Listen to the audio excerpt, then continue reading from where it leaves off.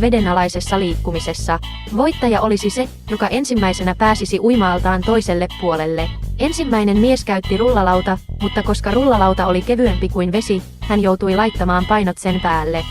Istuminen ja liukuminen veden alla oli melko hauska kokemus, mutta liikkuminen oli liian hidasta.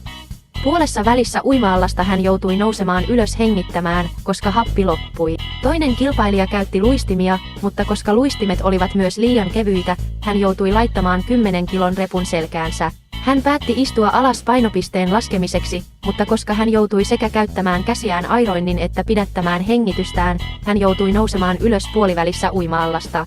Viimeinen kilpailija käytti polkupyörää. Hän joutui myös laittamaan painot pyörän runkoon, jotta se koskettaisi altaan pohjaa. Pyörä liikkuikin itsestään altaan pohjan kaltevuuden ansiosta, ja hän pääsi maaliin helposti.